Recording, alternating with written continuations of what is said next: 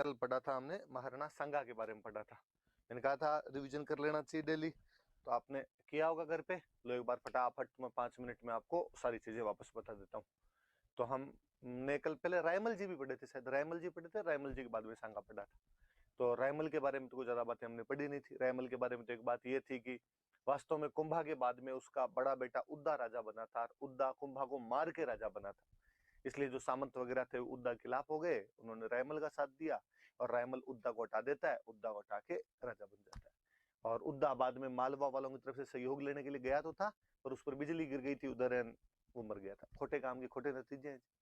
उसके बाद हमने कुछ रायमल के वो पढ़े थे, निर्माण कार्य पढ़े थे।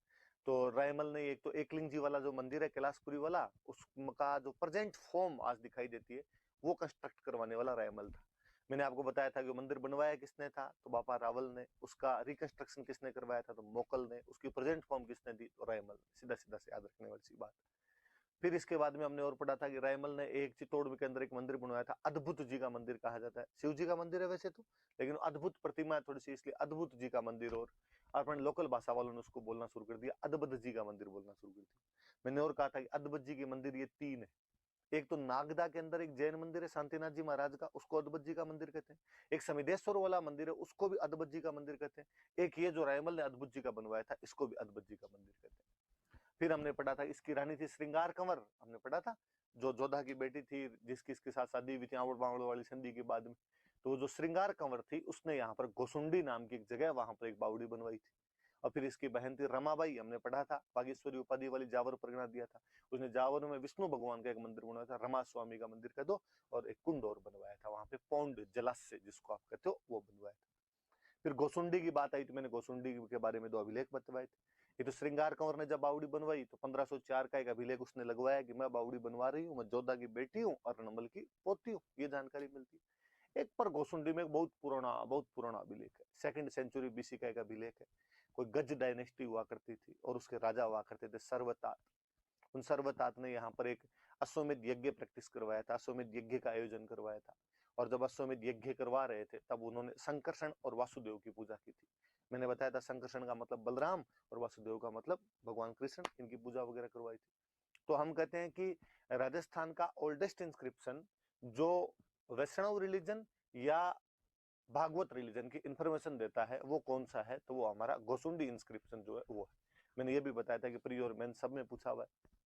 फिर रायमल के कुछ बेटों के बारे में बताया था कि रायमल का एक बेटा था पृथ्वीराज, जिसको हम उड़ना राजकुमार कहते हैं। उसकी वाइफ का नाम था तारा, जिसके नाम पर अजमेर के किले का नाम तारागढ़ है। और उसकी खुद की जो छतरी है वो कुंभलगढ़ के अंदर बनी हुई है, और 12 खंभों की छतरी है। एक बेटा था जयमल, जो सोलंकियों के खिलाफ लड़ता हुआ मारा गया था। और एक था सांगा, सांगा के बारे में मैंने बताई थी, इन भाइयों के बीच में लड़ाई हुई थी। लड़ाई में सांगा वहां से भागता है, सारंग देव जी अंकल थे वो बचाते हैं। भाग के सेवंत्री नाम का गांव है, वहां रूपनारायण जी के मंदिर में छुपता है। बिद्दा जेठमालोत नाम का आदमी उसको वहां पे बचाता है। फिर वहां से भाग के वो अजमेर में श्रीनगर जाता है, जहाँ पे करमचंद पवार उसको शरण देते हैं, और बाद में वो मेवाड़ का महाराणा बनता है। फिर मेवाड़ का महाराणा बना तो उसने दिल्ली से भी लड़ाई की, मालवा से भी लड़ाई की, और गुजरात से भी लड़ाई की।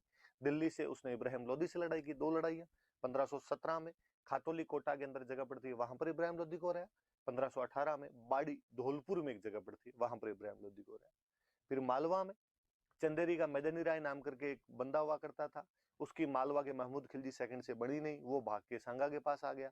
महमूद खिलजी सेकंड ने उस पर आक्रमण किया, गागरोन का युद्ध हुआ, सांगा मैदानी राय की सहायता के लिए गया 1519 में। उस युद्ध में सांगा ने महमूद खिलजी को सेकंड को हरा दिया। केवल हराया नहीं, बल्कि उसके सेनापति हरिदास चारण ने उसको गिरफ्तार और कर लिया। इस बात में खुश होकर सांगा ने हरिदास जी को दोबारा गांव दिए थे, महमूद खिलजी को यहाँ पे कई दिनों तक गिरफ्तार करके रख लिया था, लेकिन बाद में सांगा ने उसको भी छोड़ दिया था। ऐसे ही गुजरात में एक रियासत पड़ती थी ईडर, राठौड़ों की एक रियासत थी। 2 भाई आपस में लड़ रहे थे, रायमल और भारमल। भारमल का सपोर्ट किया गुजरात के मुजफ्फर शाह ने, और रायमल का सपोर्ट किया था सांगा ने। और सांगा रायमल के सपोर्ट में गया और उसने भारमल और मुजफ्फर शाह दोनों को हरा दिया था। हालांकि बाद में जब रायमल की मृत्यु हो गई थी तो भारमल को सांगा ने बाद में वहां का राजा बना दिया था। ये वो समय था जब भारत पर एक विदेशी आक्रमणकारी दस्तक दे रहा था, और बाबर पानीपत के पहले युद्ध में इब्राहिम लोदी को मार के दिल्ली और आगरा पर कब्जा कर चुका था। अब स्वाभाविक सी बात थी कि बाबर और सांगा के बीच लड़ाई होगी। क्यों लड़ाई होगी?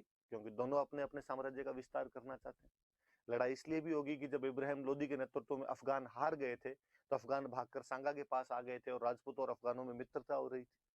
लड़ाई इसलिए भी हो रही थी क्योंकि जब बाबर इब्राहिम लोदी के साथ लड़ रहा था तब सांगा ने मौके का फायदा उठाकर दिल्ली के आसपास के कुछ इलाके दबा लिए थे। रणथंभौर के आसपास के 200 गांव उसने दबा लिए थे। बाबर इस बात से भी नाराज था और फिर बाबर अपनी जो किताब है बाबरनामा, या जिसको आप कहते हो तुजु के बाबरी, उसके अंदर ये आरोप लगाता है, ये उस पर ब्लेम करता है सांगा को कि सांगा ने मुझे इब्राहिम लोदी पर आक्रमण करने के लिए बुलाया था, वहां से कॉल किया था, लेकिन जब मैं यहाँ आ गया तो इसने कोई सहायता नहीं की, मेरा प्रोमिस तोड़ा है इसने और मैं इसको सबक सिखाना चाहता हूँ, इसलिए आक्रमण करना चाहता हूँ। पहले भरतपुर में जगह पड़ती है बयाना, वहां पर 16 फरवरी 1527 की लड़ाई हुई। बयाना का जो डिफेंडर था, किले का जो रक्षक था मेहंदी ख्वाजा, उसने बाबर के पास मैसेज किया कि अकेले पार नहीं पड़ेगी। बाबर ने मोहम्मद सुल्तान मिर्जा को सेना देकर भेजा, लेकिन सांगा युद्ध में जीत गया। बाबर इस बार खुद आया। 17 मार्च 1527 को राजस्थान का विश्व प्रसिद्ध खानवा का युद्ध हुआ आपने, और खानवा वाले युद्ध के अंदर वीर विनोद में श्यामल दास जी कहते हैं खानवा वाला युद्ध 16 मार्च को। सांगा ने राजस्थान के सारे राजाओं को बुलाया था। मैंने बताया था इस व्यवस्था को पाती परवन कहते हैं। पाती का मतलब लेटर, परवन का मतलब भेजना। खूब सारे राजा गए थे, अलग से लिस्ट बनाई थी हमने, आप याद कर लेना उससे वो नाम। तो इधर बाबर ने भी कहा कि युद्ध नहीं जिहाद है। जो धर्म के लिए लड़ाइयां होती थी उनको क्या बोलते थे? जिहाद बोलते थे। फिर बाबर ने और कहा, बाबर ने कहा कि मैं आज के बाद शराब के हाथ नहीं लगाऊंगा, मैं मुस्लिम व्यापारियों से तमगा कर नहीं लूंगा। और बाबर युद्ध जीत जाता है। बाबर युद्ध जीत गया तो उसने उपाधि धारण की थी गाजी। बाबर युद्ध जीत गया, सांगा घायल हो गया युद्ध के अंदर। सांगा के घायल होने पर युद्ध को लीड किया था झाला अज्जा ने, सादड़ी का झाला अज्जा था, उसने युद्ध को लीड किया था। घायल सांगा को लेके आए थे बसवा दौसा में, जगह इलाज किया। फिर सांगा यहाँ से चंदेरी के मदनी राय की सहायता के लिए बढ़ा। इरीच नाम के गांव में यूपी में उसको जहर दे दिया गया। कालपी नाम के गांव में यूपी में उसकी डेथ हो गई। और मांडलगढ़ के अंदर भीलवाड़ा में अपने सांगा की छतरी बनी हुई। बात यह आई कि सांगा युद्ध के अंदर क्यों हार गया था, क्योंकि जो सांगा की सेना थी उसमें लैक ऑफ यूनिटी थी, एकता की कमी थी। उसकी जो आर्मी थी वो अलग अलग कमांडर इन चीफ के लीडरशिप में लड़ रही थी। एक कारण ये था कि बाबर के पास में कैनन्स थी, तोपें थी, और भारत वालों को तोपों के खिलाफ युद्ध नहीं करने आते थे। बाबर के लड़ने का तरीका वो एक अलग था, तुलगुमा पद्धति, फ्लैंकिंग मूवमेंट, जिसमें 3 तरफ से घेर के मारा करते थे। बयाना के बाद में 1 महीने का टाइम मिल गया था बाबर को तैयारी करने का। सांगा हाथों हाथ आक्रमण करता तो चांसेस ज्यादा बनते थे। सांगा घायल था, कहते हैं 80 घाव लगे हुए थे उसके तन पे। सैनिकों का भगनाव शेष ही कहा जाता उस आदमी को। फिर भी वो युद्ध के अंदर उतर गया था, उसे खुद युद्ध के मैदान में नहीं जाना था। फिर जब युद्ध में उसकी स्थिति थोड़ी डावाडोल हुई तो उसके कुछ साथी जैसे रायसीन का सलहदी तंवर और नागौर के खानजादे मुस्लिम जाके बाबर से बीच में मिल गए थे। फिर मैंने 2 कारण हमेशा के लिए बताए थे आपको कि बाहर वाले जो राजा आते थे, मुस्लिम जो राजा थे, वो घोड़ों से युद्ध करते, अपने वाले हाथी से करते। घोड़ा युद्ध में ज्यादा असरकारक होता है। मुगलों के जो हथियार थे वो राजपूतों की अपेक्षा थोड़े लाइट हुआ करते थे, इस वजह से भी अच्छी लड़ाई कर पाते थे। चलो कोई बात नहीं, हार गए तो क्या रिजल्ट रहे, बाद में क्या परिणाम निकले, कॉन्सिक्वेंस क्या हुए इसके, क्या इंपॉर्टेंस है इस युद्ध की? इंपॉर्टेंस ये है कि खानवा अंतिम युद्ध है, लास्ट बैटल है, जिसमें राजपूत यूनिटी दिखाई देती। इसके बाद राजपूतों में ऐसी यूनिटी दोबारा कभी भी दिखाई नहीं दी। सांगा अंतिम राजपूत राजा है, अंतिम राजपूत रूलर है जो दिल्ली को चैलेंज करता है। उसके बाद डायरेक्टली दिल्ली को चैलेंज कोई भी राजपूत किंग तो नहीं कर पाया था। इस युद्ध ने जो राजपूतों की स्ट्रेटेजिक वीकनेस थी वो रिवील कर दी थी। उनकी सामरिक कमजोरियां सबको पता चल गई थी कि इनके पास में बारूद का ज्ञान नहीं है, इनको ये अभी भी हाथियों से लड़ते हैं, अभी भी इनके पास भारी हथियार है। सेना अलग अलग सेनापतियों के नेतृत्व में लड़ती है। राजा मर जाता है तो ये बाकी की सेना भाग जाती है। खूब सारी उनकी कमजोरियां पता चली। फिर सांगा एक बड़ा हिंदू राजा था। सांगा जब बड़ा हिंदू राजा नहीं बचा उसके बाद में, तो हिंदू आर्ट एंड कल्चर जो थी वो डिक्लाइन हुई, कहीं ना कहीं उसको नुकसान पहुंचा था उसके बाद। हालांकि इस युद्ध के बाद में भी मुगल राजस्थान पे कब्जा तो नहीं कर पाए थे। तो मुगलों को एक बहुत अच्छी चीज समझ में कि राजपूतों से विरोध नहीं, राजपूतों से सहयोग करके हम यहाँ पे रह सकते हैं। इसलिए बाद में अकबर ने सहयोग की नीति अपना ली थी, और सहयोग की नीति से उसने बाद में भारत को जीता था, या भारत पर उसने शासन किया था। सांगा की मैंने 2 उपाधियां बताई थी, एक तो सैनिकों का भगनाव से सही, और एक मैंने बताई थी हिंदू पथ। बाबर उसका जो विरोधी है वो भी उसकी तारीफ करता है, और वो कहता है कि उसके दरबार में 7 राजा, 9 राव और 104 सरदार रहा करते थे। ये बातें हमने सांगा के बारे में पढ़ी थी। अब हम आगे पढ़ते हैं, आगे क्या क्या बातें हुई थी। ये देखो रिवीजन में वापस 5-7 मिनट। हाँ जी, तो कल वाली क्लास में क्या पढ़ा था हमने? कल वाली क्लास में हमने 2 राजा के बारे में पढ़ा था। 2 तो क्या, वैसे जानकारियां थोड़ी ज्यादा ही थी। बड़े 2 राजा थे जिनके बारे में बताया। लो फिर मैं एक बार 5 मिनट में अपने रिवीजन कर लेते हैं उसका। तो हमने पढ़ा था कि सांगा की जब डेथ हो गई थी तो सांगा के बाद अगला राजा कौन बने? तो सांगा के सबसे बड़े बेटे थे भोजराज, जिनकी शादी मीराबाई के साथ हुई थी, उनकी मृत्यु तो सांगा के जीवन काल में ही हो गई थी। फिर दूसरे थे रतन सिंह, वो राजा बने, और वो बूंदी के सूरजमल के खिलाफ शिकार खेलने के लिए गए थे, वहां पर दोनों साथ में किसी बात पे झगड़ा कर लिया और दोनों ही लड़ते हुए मारे गए थे। फिर उसके बाद राजा किसको बनाया जाए था? विक्रमादित्य को बनाया गया था। मैंने कहा था विक्रमादित्य और उदय सिंह सांगा के दो बेटे थे, जो उनकी हाड़ी रानी कर्मावती के बेटे थे। विक्रमादित्य में ज्यादा कोई लक्षण थे नहीं, तो कर्मावती उसकी गार्जियन बनी, उसकी सरंगसिका बनी, कर्मावती संभालती थी। गुजरात में उस समय सुल्तान हुआ करता था बहादुर शाह, और बहादुर शाह को जब ये बात पता चली कि भाई आजकल जो मेवाड़ है वो थोड़ा कमजोर हो रखा है, तो बहादुर शाह ने यहाँ पर 1533 में यहाँ पर अटैक कर दिया था। कर्मावती को लगा कि पार नहीं पड़ेगी, इसलिए कर्मावती ट्रीटी कर लेती है, संधि कर लेती है, और बदले में किला दे देती है कि तू हमारे पर आक्रमण मत कर, हम तेरे को किला दे देंगे रणथंभौर। तो रणथंभौर का किला देकर उसको वहां से वापस भेज देती है। बहादुर शाह अगले साल फिर अटैक कर देता है, 1534-35 में उसने वापस अटैक किया। कर्मावती को लगा इस बार तो पार पड़ेगी नहीं। कहते हैं कर्मावती ने मुगल बादशाह हुमायूं को राखी भेजी थी कि तू मेरा भाई है और मेरी आगे सहायता कर। हुमायूं टाइम पर नहीं पहुंच पाया, उससे पहले लड़ाई करनी पड़ी। दुश्मन की सेना बड़ी हो, अपनी सेना छोटी हो, तो लड़ने का एक तरीका होता था जिसको साका बोलते थे। 1535 में चित्तौड़ का दूसरा साका किया गया।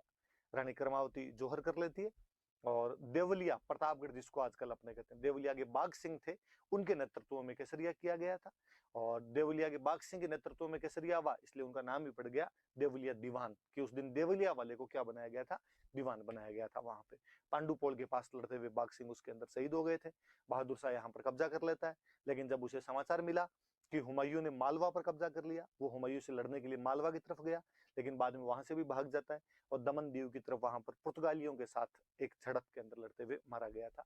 किसी सूफी संत की भविष्यवाणी थी कि चित्तौड़ के नाश के साथ ही बहादुर शाह का नाश हो जाएगा। सूफी संत की भविष्यवाणी सत्य साबित हो गई। पर अब चित्तौड़ का शासन किसको दे? तो उडना राजकुमार पृथ्वीराज जो थे, उनकी दासी का एक बेटा था बनवीर, उसको कुछ समय के लिए चित्तौड़ का शासन दिया गया। लेकिन बनवीर ने यहाँ पर मामला गड़बड़ कर दिया। उसने, कहते हैं, विक्रमादित्य को तो मार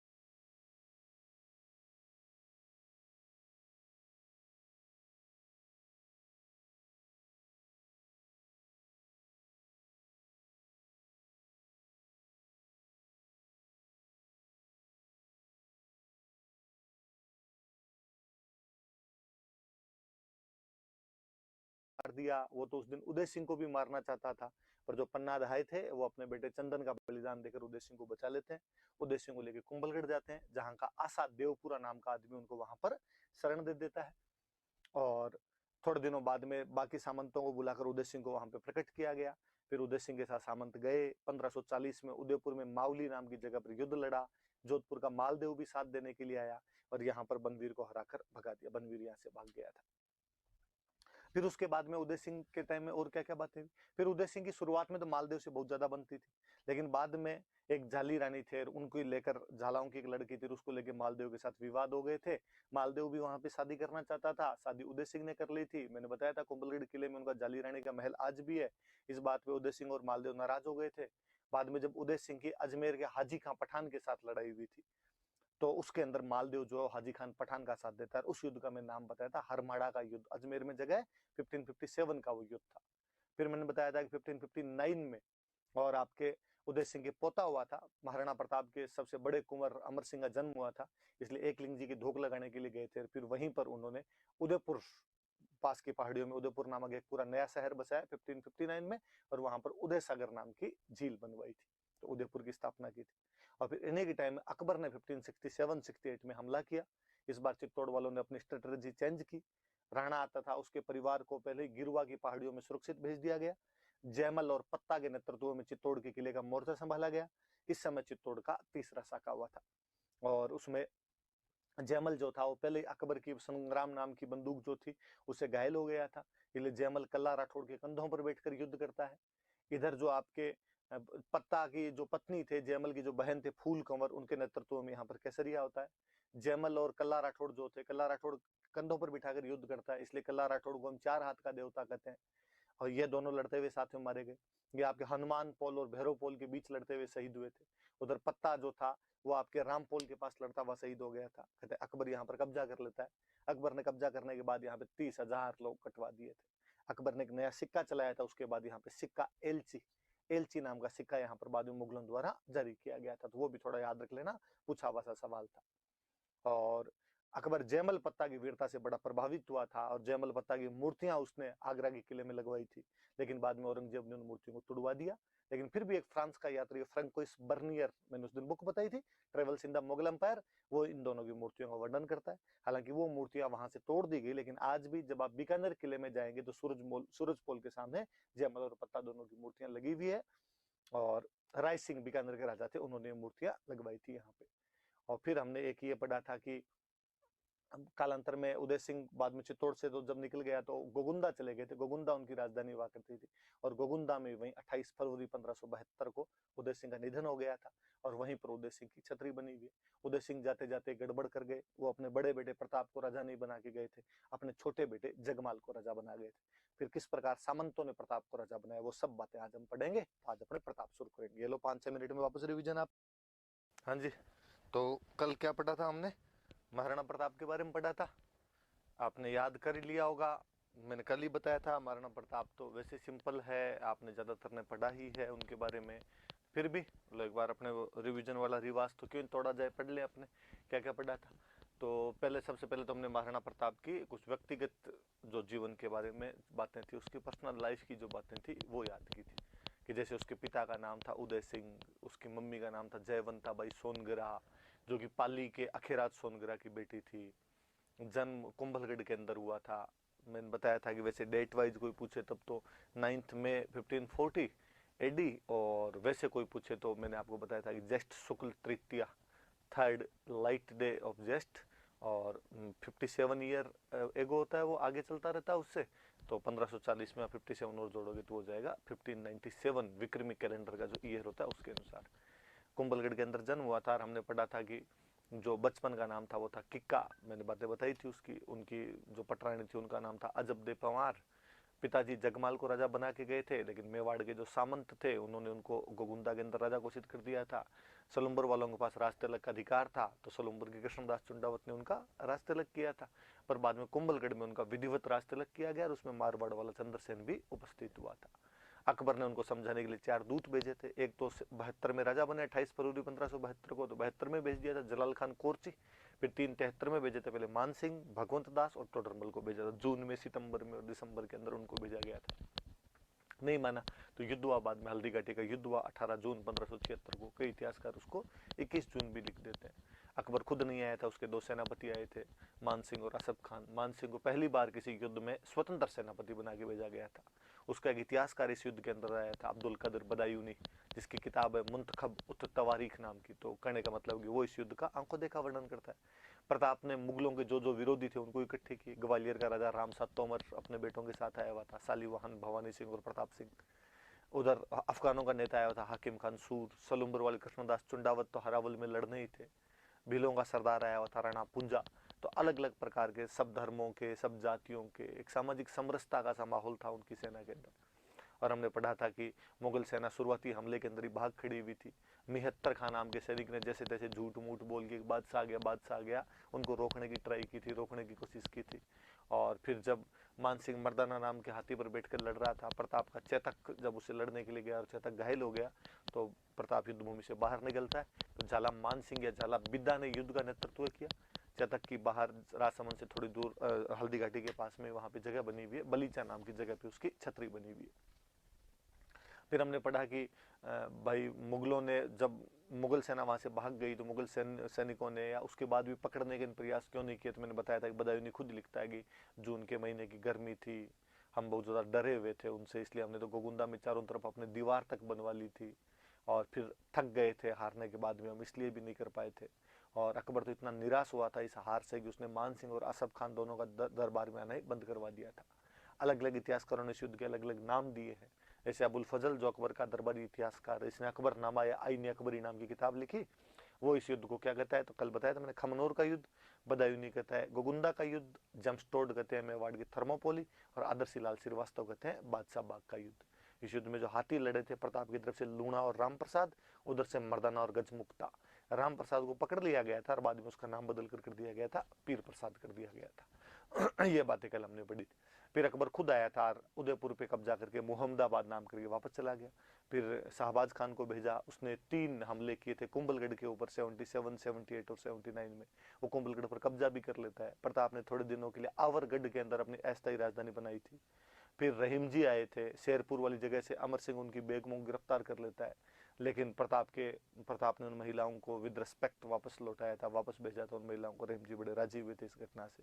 फिर 1582 में दिवेर के युद्ध के अंदर जो मेवाड़ की छोटी सी टुकड़ी ने मुगलों की सेना को हरा दी थी, इवन अमर सिंह ने मुगल सेनापति जो था सुल्तान खान उस तक को मार दिया था।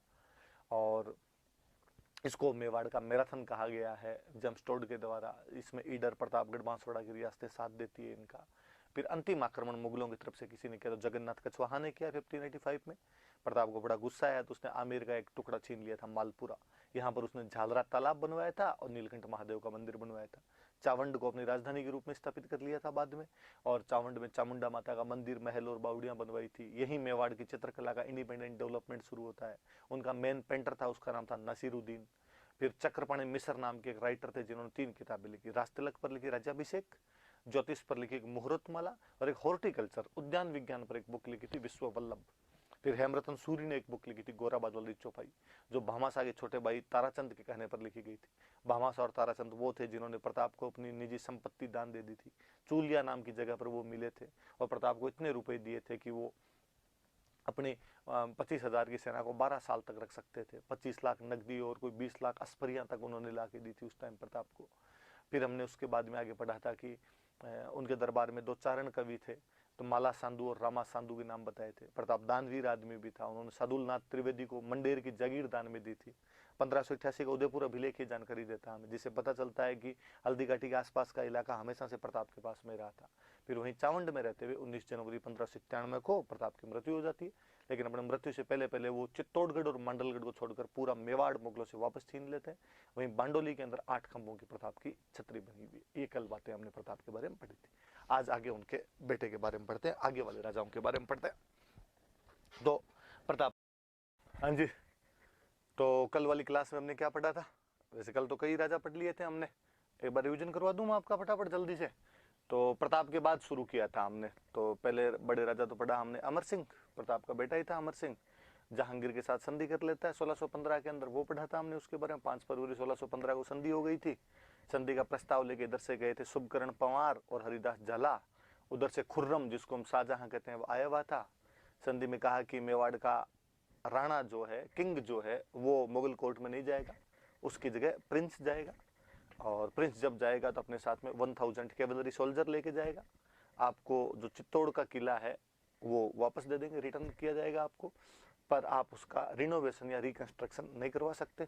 और मुगलों के मेवाड़ वालों के बीच में किसी भी प्रकार का कोई भी मैरिटल रिलेशन स्टेब्लिश नहीं किया जाएगा। तो प्रिंस करण सिंह इधर से गया था। जहांगीर ने बड़ा सम्मान सत्कार किया उसको, 5000 का उसको मनसबदार बनाया गया था। थॉमस रो लिखता है, सर थॉमस रो जो अंग्रेजों का एक राजदूत था जहांगीर के दरबार में, वो लिखता है कि जो मेवाड़ के किंग्स थे उनको मुगलों ने अपने इंडिपेंडेंट तो बनाया था, अपने अंडर तो ले लिया था, लेकिन ताकत से नहीं लिया था, बुद्धि द्वारा लिया था, कि not by force but by wisdom उनको लिया गया था। ऐसा थॉमस रो लिख के गया था। शाहजहां के टाइम की अपने एक अजमेर की मस्जिद है शाहजहानी मस्जिद, उसमें भी इस बात का उल्लेख है कि मैं गया था और मैंने वहाँ पे जाके मेवाड़ वालों पर अपना नियंत्रण स्थापित कर लिया था।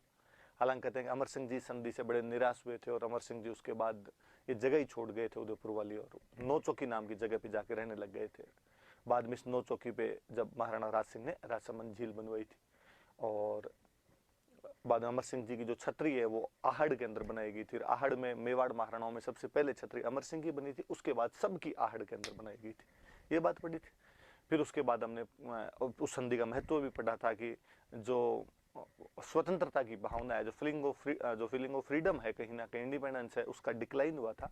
पर जब पीसफुल एनवायरनमेंट प्रिवेल्ड हुआ तो उससे कल्चरल एक्टिविटीज को प्रमोशन मिला था। फिर उसके बाद अगला राजा हमने कौन सा पढ़ा था? अमर सिंह के बाद में कर्ण सिंह ही पढ़ लिया था। कर्ण सिंह के टाइम में अब उदयपुर जब राजधानी हो गई, चावंड 28 साल राजधानी रही थी, अब उदयपुर राजधानी आ गई थी।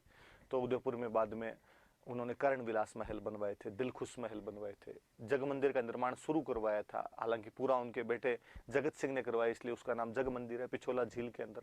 पर कहते हैं खुर्रम जब 1622 में अपने पिता के खिलाफ विद्रोह करता है, रिवोल्ट करता है, तो वो यहाँ पे कुछ दिन तक रुक के गया था, और यहीं से उसको ताजमहल की प्रेरणा मिली थी। फिर जगत सिंह जब बने तो जगत सिंह ने उस जग मंदिर को पूरा करवा दिया था।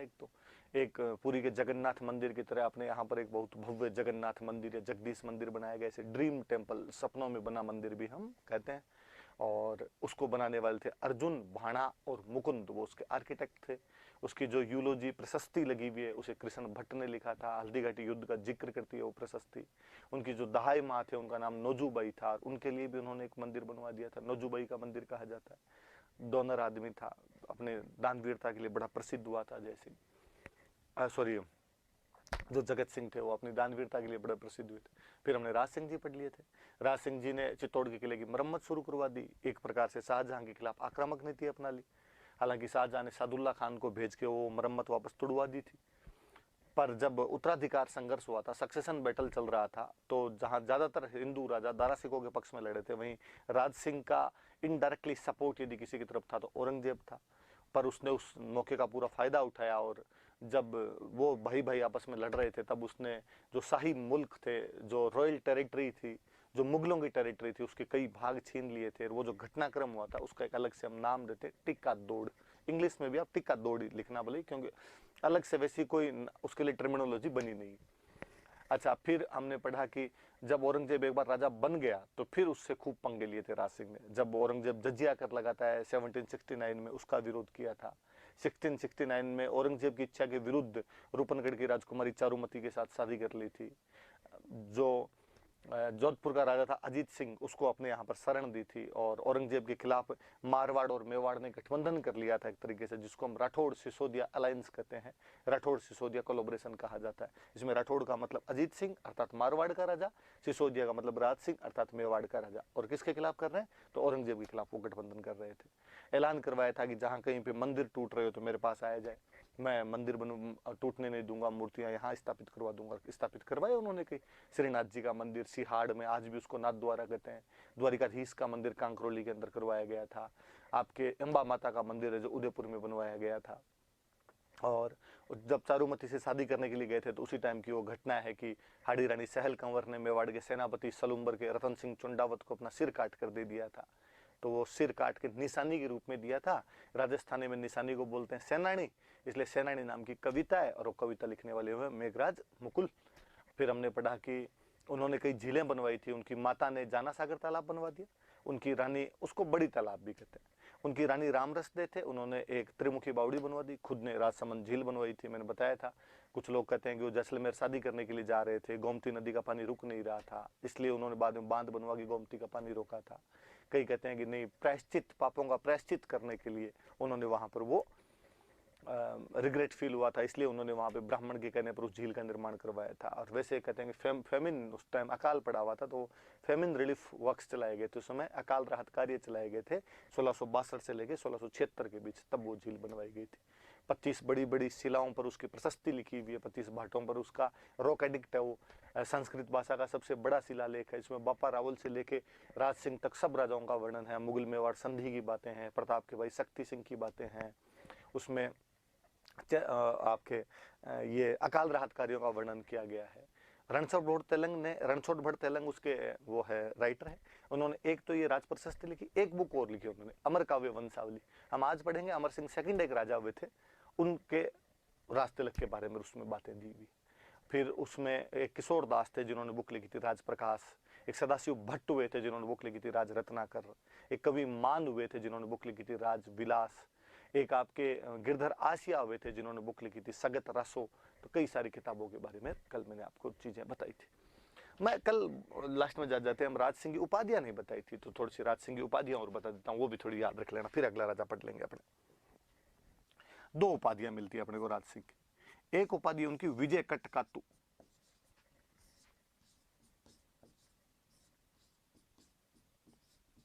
विजय कटकातु, और एक उपाधि उनकी हाइड्रोलिक रूलर।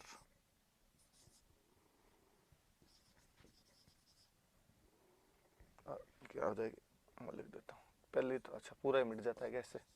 एक तो है विजय कटकातु और दूसरी है हाइड्रोलिक रूलर।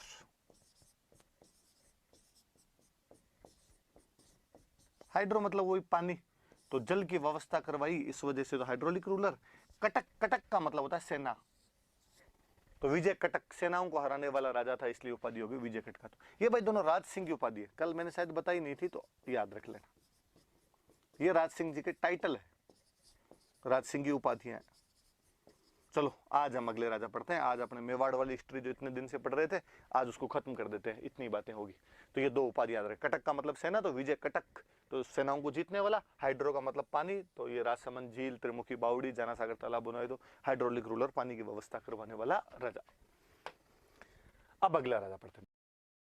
हाँ जी, तो कल हमने मेवाड़ वाली हिस्ट्री खत्म की थी, आज हम एक नई हिस्ट्री पढ़ेंगे, मारवाड़ की हिस्ट्री पढ़ेंगे। पर फिर भी पहले थोड़ा सा मेवाड़ वाला जो कल पढ़ाया था उसका रिवीजन करवा दूं आपको। तो कल हमने मेवाड़ वालों में एक पहले राजा पढ़ा था जय सिंह।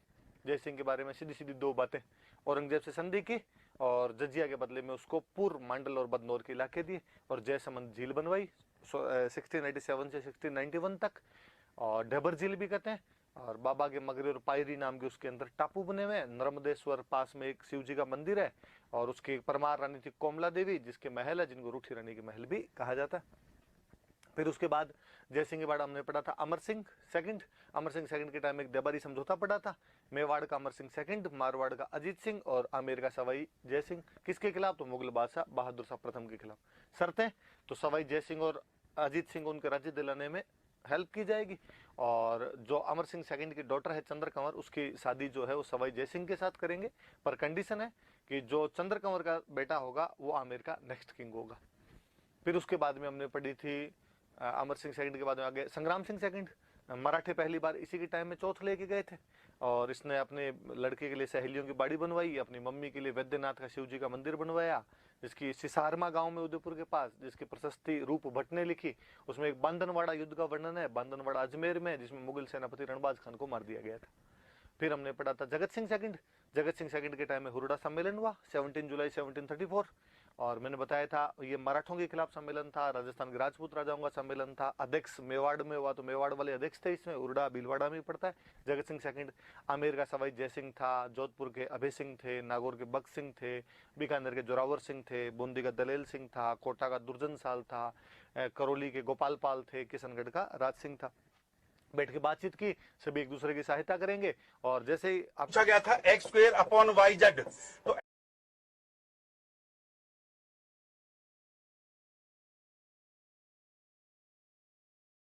ऐसे सवालों को करने के लिए देखिए एक तो बेसिक ट्रिक है, एक तो लाइक और शेयर ठोक दीजिए, महाकाल का दबा के लाइक और शेयर ठोक लीजिए। पूरा साल मेहनत करता हूं आपके लिए बेटा, ऐसा नहीं चलेगा, ऐसा नहीं चलेगा। आफ्टर रेनी सीजन बरसात खत्म होगी, रामपुरा में मराठों के खिलाफ युद्ध करेंगे, लेकिन युद्ध के लिए ये लोग नहीं गए थे, इसलिए हम कहते हैं कि मराठा सम्मेलन क्या हो गया था, फेल हो गया था। और फिर उसी राजा ने पिछोला के पास में जगत निवास नाम के महल बनवाए थे, जिनको नेक राम ने अपनी पुस्तक जगत विलास में लिखा है। फिर भीम सिंह के बारे में पढ़ा था कि उसने अपनी लड़की की शादी सगाई मारवाड़ के भीम सिंह के साथ की थी, वो मर गया, तो जयपुर के जगत सिंह के साथ की गई थी। इस पर मारवाड़ के भीम सिंह के छोटे भाई मान सिंह ने ऑब्जेक्शन किया, तो मारवाड़ वाले मान सिंह और जोधपुर वाले जयपुर वाले जगत सिंह सेकंड के बीच में गिंगोली गया परबतसर का युद्ध हुआ, और कालांतर में अजीत सिंह चुंडावत और अमीर खान पिंडारी के कहने पर और आपकी कृष्णा कुमारी को जहर देकर मार दिया गया था। कालांतर में मेवाड़ वाले भीम सिंह को भी 13 जनवरी 1818 को अंग्रेजों के साथ संधि करनी पड़ गई। अंग्रेजों की तरफ से आया था चार्ल्स मेटकॉफ, इनकी तरफ से गया था ठाकुर अजीत सिंह, फिर पॉलिटिकल एजेंट बनाया गया था जेम्स टोड। ये मेवाड़ की हिस्ट्री खत्म होती है। गोहिल डायनेस्टी पढ़ रहे थे, मेवाड़ की हिस्ट्री पढ़ रहे थे। अब आगे बढ़ते हैं, अपने आगे मारवाड़ की हिस्ट्री पढ़ते हैं। पहले तो एक बात की, जिसको मारवाड़ कहते हैं उस मारवाड़ में आता क्या था, पहले तो ये चीज देखी जाए।